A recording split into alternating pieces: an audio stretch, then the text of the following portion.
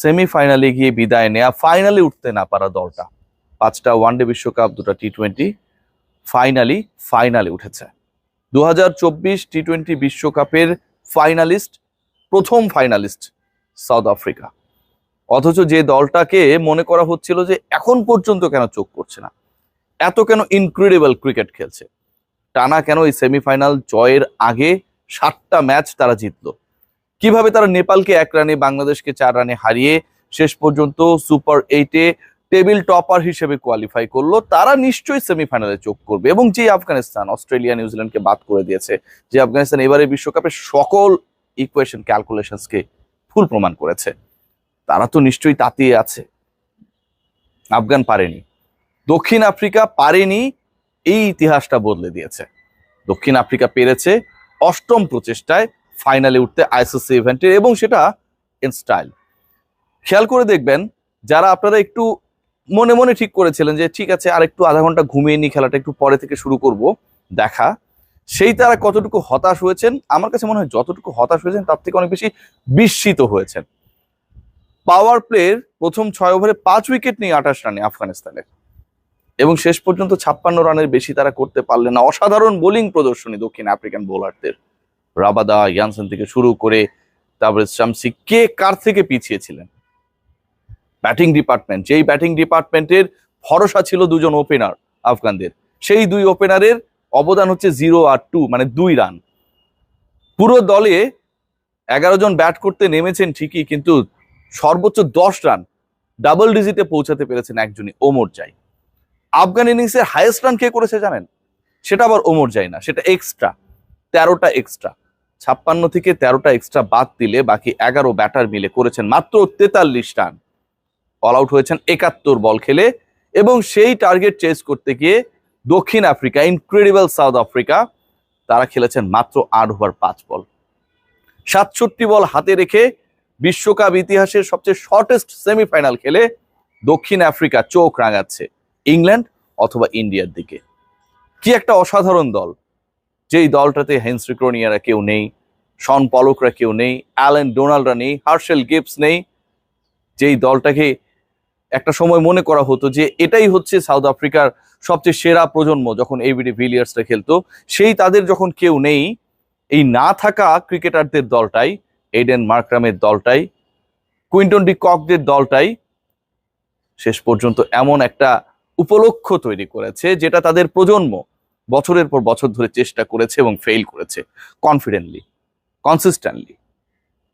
South আফ্রিকার এই জয় আমার কাছে মনে হয় যে এবারের বিশ্বকাপে সবচেয়ে বড় মাইলস্টোন। এবারে বিশ্বকাপের সেমিফাইনাল নিয়ে যেসব পণ্ডিত মহারথী তারা বিভিন্ন সময় প্রেডিকশন করেছে, তাদের প্রতি এবং তাদের সেই হিসাব নিকাশকে পাল্টে দেওয়ার ক্ষেত্রে এক বিশাল মাইলস্টোন। দক্ষিণ আফ্রিকাকে তো কেউ ধরেনি, আফগানিস্তানকেও কেউ সেমিফাইনালিস্ট হিসেবে ধরেনি, কিন্তু এই দুটা দল শেষ পর্যন্ত সেমিফাইনালে গিয়ে শুরুতে যেমন ইকুয়েশন পাল্টে দিয়েছিল, এরপর যখন মনে করা হচ্ছিল যে সেমিফাইনালে গিয়ে অন্তত দক্ষিণ আফ্রিকা হয়তো পারবে না, লো স্কোরিং ম্যাচ হবে, আফগান বোলারদের আধিপত্য, দাপট আমরা দেখেছি, ওয়ার্ল্ড ক্লাস ব্যাটিং লাইন আপের এগেনস্টে আমরা দেখেছি, তারা নিশ্চয়ই অন্তত এই জায়গাটায় শেষ কামড়টা দিবে। কোনো কিছুই মেলেনি, কোনো কিছুই হয়নি।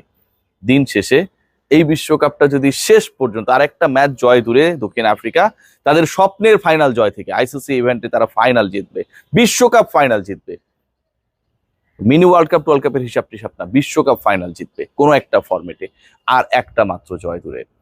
এবং সেই জয় দূরে তারা এমন একটা অবস্থায়, যখন তারা জানে যে তারা তাদের ইতিহাস বদলেছে, যখন তারা জানে যে এর আগের 7 বার তাদের সাথে যা ঘটেছে এবার ঘটে নাই, যখন তারা জানে তারা পারে, এবং এমন ভাবে পারে যেটা ভয়ঙ্কর, যেটা বিধ্বংসী, যেটা অনেক বেশি অনিন্দ সুন্দর। তাদের bowling department, batting department, fielding, সবকিছুতে একটা নজর কাড়া প্রদর্শনী তারা দেখিয়েছে থ্রু আউট দ্য টুর্নামেন্ট। এবং তারা জানে এবারের বিশ্বকাপে অনেক ম্যাচে তারা ফাম্বলিং করলেও, অনেক ম্যাচে তারা শেষ পর্যন্ত পারবে না এরকম একটা সিচুয়েশন থেকে সেই কাঙ্ক্ষিত জয় ছিনিয়ে নিলেও পরাজিত হয় নাই। শেষ পর্যন্ত সাউথ আফ্রিকা যদি ফাইনালটা জিতে যায়, ভাবতে পারেন এই দক্ষিণ আফ্রিকা কতটা বিধ্বংসী, কতটা অনিন্দ সুন্দর। কোনো ম্যাচ না হেরে তারা ফাইনাল জিতবে, এবং যেই ম্যাচে, আবারও বলছি, তাদের সোনালী প্রজন্মের সেই ক্রিকেটারদের কেউ নেই, যেই ক্রিকেটাররা দক্ষিণ আফ্রিকাকে দক্ষিণ আফ্রিকা বানিয়েছে, যেই ক্রিকেটাররা দক্ষিণ আফ্রিকাকে ইনক্রেডিবল চোকার্স বানিয়েছিল, তাদের কেউ নেই। তাদের কেউ নেই বলেই এই দক্ষিণ আফ্রিকা চোকার্স না। আফগানিস্তানের প্রতি সমবেদনা, যেই ক্রিকেটটা আসলে তাদের খেলা উচিত ছিল না অন্তত এই স্টেজে এসে, অন্য যে কোনো পর্যায়ে তারা খেললেই পারতো, সেটাই তারা খেলে দিল এখানটায়। 13 রান এক্সট্রা হাইয়েস্ট, কেউ 10 পর্যন্ত যেতে পারলো না। রহমানুল্লাহ গুরবাজ আসলে হাইয়েস্ট রান গেটার, তিনি ফিরলেন 0-তে। ইব্রাহিম জাদরান 2 এবং রশিদ খানদের ভেলকি অন্তত এই ম্যাচে এসে কোনোভাবেই কাজে লাগলো না, কারণ দিনটা ছিল দক্ষিণ আফ্রিকার। সাউথ আফ্রিকার দিনে অন্য সবকিছুই নস্যি হয়ে যায়।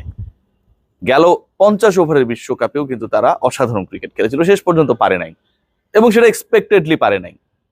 এবার তারা পেরেছে ফাইনালে উঠতে।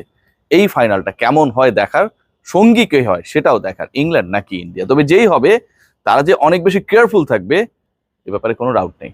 দক্ষিণ আফ্রিকার জয় হোক, দারুণ ক্রিকেট খেলেছে। এই ক্রিকেটটাই আসলে এত বছর গত 7টা সেমিফাইনালে মিসিং ছিল। অষ্টম সেমিফাইনালে যা করলো, 67 বল হাতে রেখে জয়, 8 ওভার 5 বলে জয়, প্রতিপক্ষকে 56 রানে অল আউট করে দেয়া, এবং প্রতিপক্ষ ব্যাটারদের মাত্র একজনকে ডাবল ডিজিটে সম্মান জানানো। দক্ষিণ আফ্রিকা